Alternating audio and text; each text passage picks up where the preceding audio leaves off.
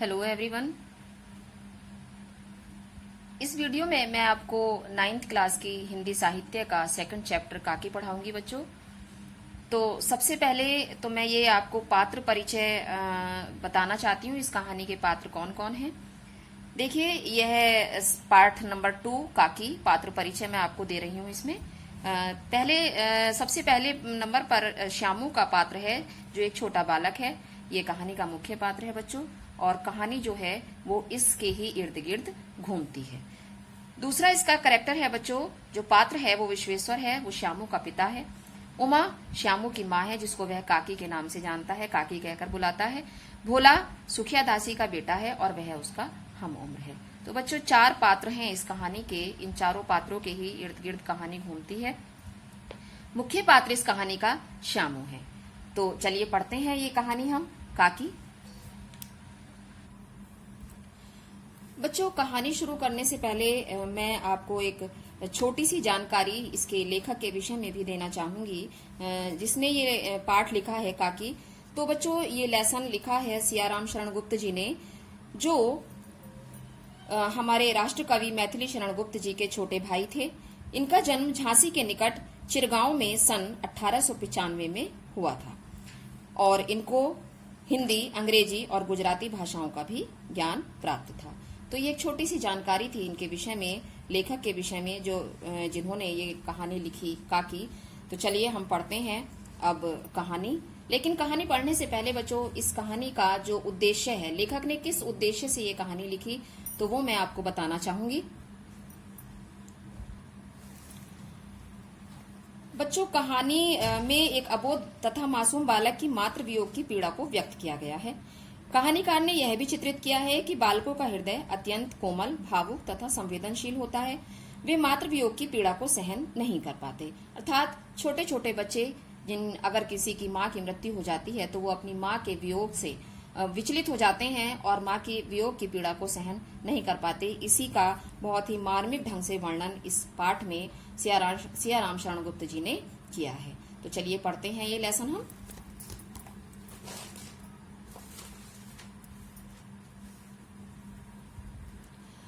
उस दिन बड़े सवेरे श्यामू की नींद खुली तो उसने देखा कि घर में कोहराम मचा हुआ है। जब सुबह सुबह श्यामू सोकर उठा तो उसने क्या देखा कि पूरे घर में कोहराम मचा हुआ है। कोहराम मीन्स शोर मचा हुआ है।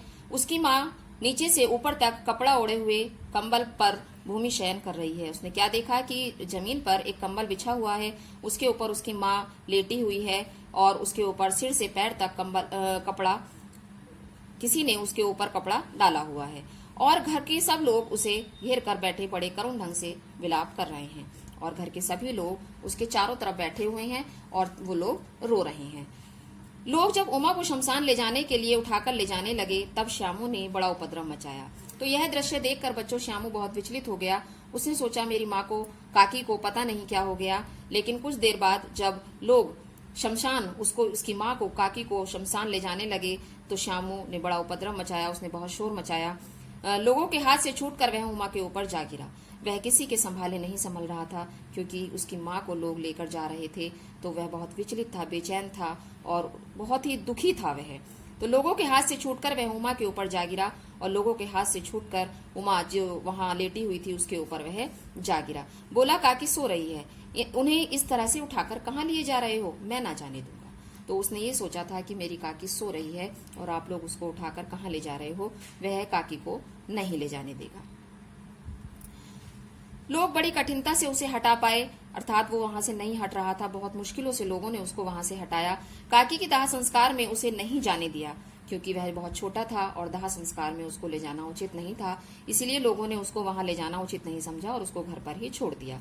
एक दासी राम राम करके उसे घर पर ही संभाले रही। घर की दासी, कोई मेड जिसे हम कहते हैं, उसने उस बालक को वहीं संभाला, घर पर ही। यद्यपि बुद्धिमान गुरुजनों ने उसे विश्वास दिलाया कि उसकी काकी उसके मामा के यहाँ गई है। यद्यपि लोगों ने उसको बताया कि उसकी काकी जो है वो मामा के यहाँ गई है, परंतु असत्य के आवरण में सत्य बहुत समय तक छिपा न रह सका। मीन्स सत्य बहुत दिनों तक नहीं छुपता बच्चों, ये बात भी उससे न छिप सकी। पास पड़ोस के बच्चों ने, लोगों ने उसको ये बता दिया था। आसपास के अबोध बालकों के मुंह से ही वह प्रकट हो गया। मीन्स उसके साथ के जो बच्चे थे, साथ वाले, उन्होंने उसको बता दिया था कि उसकी माँ की मृत्यु हो गई है और वह राम के यहाँ चली गई है। यह बात उससे छिपी न रह सकी कि काकी कहीं नहीं ऊपर राम के यहाँ गई है। तो ये बात उसको पता चल गई कि उसकी काकी जो है वो राम के यहाँ ऊपर चली गई है। यह बात काकी के लिए कई दिन तक लगातार रोते रोते उसका रोदन तो क्रमशः शांत हो गया, परंतु शोक शांत न हो सका। मीन्स रोते रोते कई दिन तक वह रोता रहा। तो आंखों के आंसू तो बच्चों शांत हो गए उसके, लेकिन उसके मन में जो दुख था वो उसके मन का दुख शांत न हो सका। वर्षा के अनंतर एक दो दिन में ही पृथ्वी के ऊपर का पानी तो अगोचर हो जाता है, परंतु भीतर ही भीतर उसकी आर्द्रता जैसे बहुत दिन तक बनी रहती है, वैसे ही उसके अंतराल में वह शोक जाकर बस गया। तो देखिए यहाँ लेखक ने कितने सुंदर ढंग से इसका वर्णन किया है कि जिस प्रकार वर्षा होने के बाद एक दो दिन में जमीन के ऊपर का पानी तो चला जाता है, गायब हो जाता है, अगोचर मीन्स गायब हो जाता है, लेकिन जमीन के नीचे की जो नमी होती है, आर्द्रता मीन्स नमी, जो नमी होती है वो लगातार कई दिन तक बनी रहती है। ठीक उसी प्रकार श्यामू के मन का जो शोक था वो उसके मन में बस गया और वो शांत ना हो सका। वह उसके मन से नहीं निकल पा रहा था। वह प्राय अकेला बैठा बैठा शून्य मन से आकाश की ओर ताका करता। तो वह दुख में अधिकतर यही करता था कि अकेला बैठ जाता था और शांत मन से आकाश की ओर, ऊपर आसमान की ओर देखा करता था। एक दिन उसने ऊपर आसमान में पतंग उड़ती देखी। न जाने क्या सोचकर उसका हृदय एकदम खिल उठा। विश्वेश्वर के पास जाकर बोला, काका मुझे एक पतंग मंगा दो।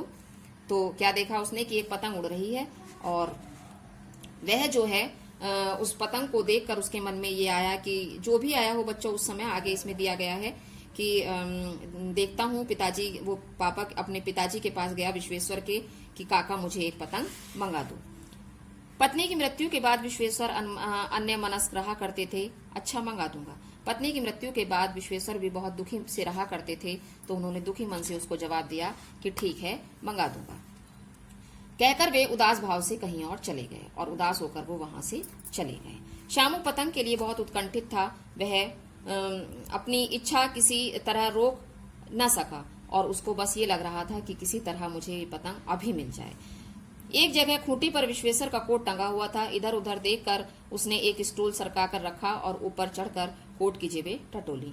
तो क्या किया उसने, ऊपर देखा एक खूंटी पर, खूंटी मीन्स जहां कपड़े टांगते हैं, एक खूंटी पर विश्वेश्वर का कोट टंगा हुआ था। उसने क्या किया, उसका हाथ वहां नहीं जाता क्योंकि वो छोटा था, तो उसने एक स्टूल को सरकाकर उसकी जेबें टटोली। उनमें से एक चवन्नी का आविष्कार करके वह तुरंत वहां से भाग गया और जेब में से उसके काका की जेब से उसको एक चवन्नी मिली। चवन्नी का आविष्कार मीन्स एक चवन्नी उसने ढूंढ ही ली और वहां से वह चला गया। सुखिया दासी का लड़का भोला श्यामू का समवयस्क साथी था। सुखिया दासी वही जिसने उसको संभाला था उस समय पर। उसका बेटा था श्यामू जो उसका हम उम्र था। किसका? श्यामू का। भोला ने उसे चवन्नी देकर कहा श्यामू ने उसे चवन्नी देकर कहा। श्यामू ने भोला को, जो सुखिया दासी का बेटा था भोला, उसको चवन्नी देकर कहा कि अपनी जीजी से कहकर चुपचाप एक पतंग और डोर मंगा दो। क्या कहा कि तुम्हारी जो बड़ी बहन है उसे ये चवन्नी दे दो, एक पतंग और एक डोर मंगा लो। खूब अकेले में लाना, कोई जान ना पाए, और ये काम तुम अकेले में करना, किसी को पता ना चले।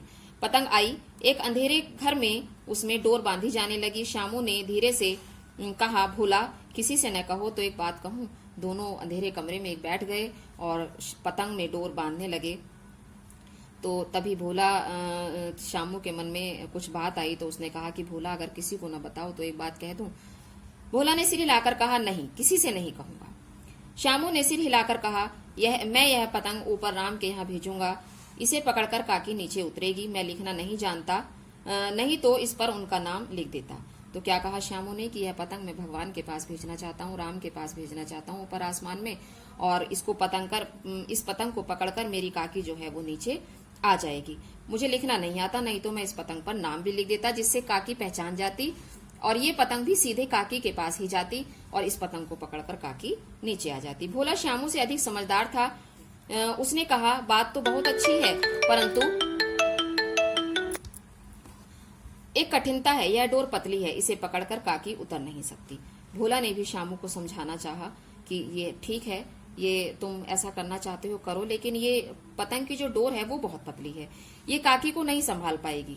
तो काकी इसको पकड़कर नहीं उतर सकती, इसके टूट जाने का डर है। पतंग में मोटी रस्सी हो तो सब ठीक हो जाएगा। उसने श्यामू के मन को बहलाना चाहा।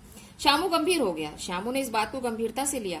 मतलब यह है कि बात लाख रुपए की सुझाई गई है, परंतु कठिनता यह थी कि मोटी रस्सी कैसे मंगाई जाए।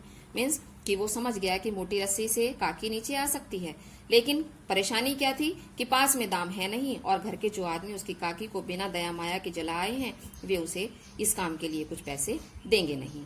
क्या परेशानी आई कि पास में पैसे तो थे नहीं मोटी रस्सी मंगाने के, और अगर उन लोगों से मांगे जाएं जो उसकी काकी को ले जाकर जला आए तो वो शायद उनको कुछ भी ना दें।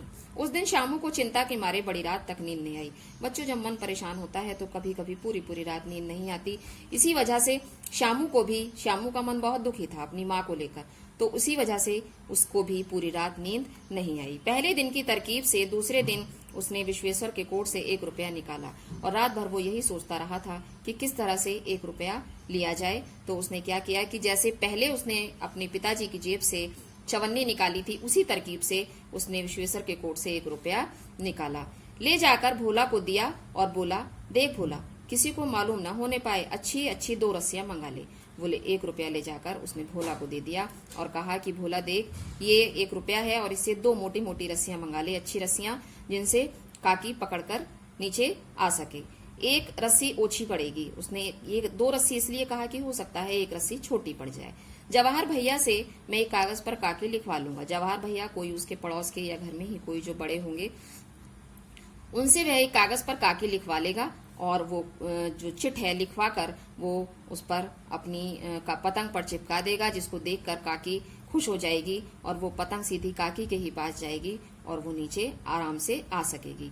नाम की चिट रहेगी तो पतंग उन्हीं के पास पहुंच जाएगी। वही जो मैंने आपको बताया कि नाम की चिट देखकर काकी जो है वो समझ जाएगी कि ये मैंने भेजा है, और काकी उसको पकड़कर नीचे आ जाएगी। तो चलिए चलते हैं नेक्स्ट पेज पर।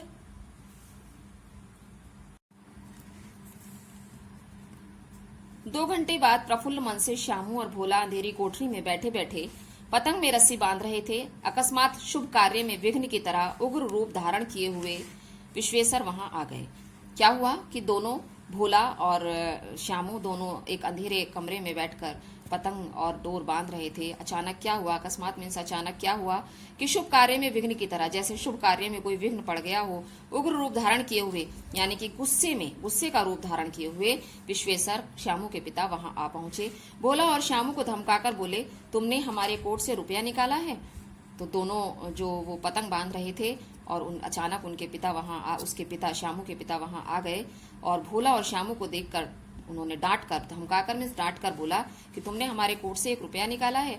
भोला सकपकाकर एक ही डांट में मुखबिर हो गया। भोला जो उसका साथी था, सकपकाकर मीन्स डर कर एक ही डांट में मुखबिर हो गया, यानी कि एक डांट खाते ही मुखबिर हो गया, सब कुछ विश्वेश्वर को बता दिया। श्यामू भैया ने रस्सी और पतंग मंगाने के लिए निकाला था, और उसने बता दिया कि श्यामू भैया ने पतंग और रस्सी मंगाने के लिए आपकी जेब से 1 रुपया निकाला था। विश्वेश्वर ने श्यामू को 2 तमाचे जड़कर कहा, चोरी सीख कर जेल जाएगा। विश्वेश्वर को उस समय गुस्सा आ रहा था और वो परेशान भी थे, इसीलिए उन्होंने श्यामू के 2 तमाचे लगा दिए और उसको बोले कि क्या चोरी सीखेगा, चोरी सीखकर जेल जाएगा। अच्छा, तुझे आज अच्छी तरह समझाता हूँ। यह कहकर वह फिर तमाचे जड़े और उसको डांट कर फिर से उसके 2 तमाचे लगा दिए। कान मलने के बाद पतंग फाड़ डाली और उसकी जो पतंग थी वो फाड़ दी। अब रस्सियों की ओर देखकर कहा, ये किसने मंगाई? अब तो पतंग की बात थी केवल, लेकिन रस्सियां भी वहां पड़ी थी, तो रस्सियों को देखकर कहने लगे कि ये रस्सियां किसने मंगाई? भोला ने कहा, इन्होंने मंगाई थी। भोला ने सब कुछ बता दिया कि श्यामू ने ही मंगाई थी। कहते थे इनसे पतंग तानकर काकी को राम के यहाँ से नीचे उतारेंगे। क्या कहते थे? उसने बताया भोला ने कि श्यामू भैया कह रहे थे कि ये पतंग में रस्सी बांधेंगे और इस रस्सी को पकड़कर काकी नीचे आ जाएगी। विश्वेश्वर हतबुद्धि होकर वहीं खड़े रह गए। हतप्रभ यानी कि आश्चर्यचकित होकर, जैसे उनके शरीर में बिल्कुल एक स्टैचू हो जाता है, इस तरह से ये बात सारी उनकी सुनकर वो हतप्रभ होकर वहीं खड़े रह गए। उन्होंने फटी हुई पतंग उठाकर देखी, क्योंकि उन्हें नहीं पता था कि वो क्यों पतंग उड़ाना चाहता था। तो जब उन्होंने देखा कि फटी हुई पतंग को उठाकर देखा, उस पर चिपके हुए कागज पर लिखा हुआ था काकी, तो वो अपनी गलती का एहसास उन्हें होने लगा कि एक छोटा बच्चा जिसके मन में माँ के लिए इतना प्रेम है और वो अपनी माँ को वापस बुलाना चाहता था, वो ये सब कर रहा था और उसने उन्होंने उस बच्चे को डांटा, तो ये सोचकर उनके मन में ग्लानि उत्पन्न हुई। तो यही बच्चों कहानी है, मैंने आपको एक्सप्लेन कर दी है। ये सियाराम शरण गुप्त जी की लिखी हुई कहानी है बच्चों। मैंने आपको पहले भी, कहानी पढ़ने से पहले भी इनके विषय में थोड़ी सी जानकारी आपको दी थी। तो अब ये कहानी आपकी कंप्लीट हो गई है और मैंने एक्सप्लेन कर दी है। तो अब आप अपनी वर्कबुक में इससे संबंधित जितने भी क्वेश्चन आंसर्स हैं वो करेंगे। और बच्चों एक इसमें आपकी वर्कबुक में 20 स्मरणीय बिंदु दिए होते हैं, वो जो लेसन से रिलेटेड होते हैं। एक तरह से ये कह सकते हैं कि पूरे लेसन की वो समरी होती है। तो उन स्मरणीय बिंदुओं को आप जरूर पढ़ें, उनसे आपको क्वेश्चन आंसर्स में भी हेल्प मिलेगी और पूरे चैप्टर ये जो आपने पढ़ा ये आपको समझ में आ जाएगा। तो ये चैप्टर आपका कंप्लीट होता है बच्चों। धन्यवाद।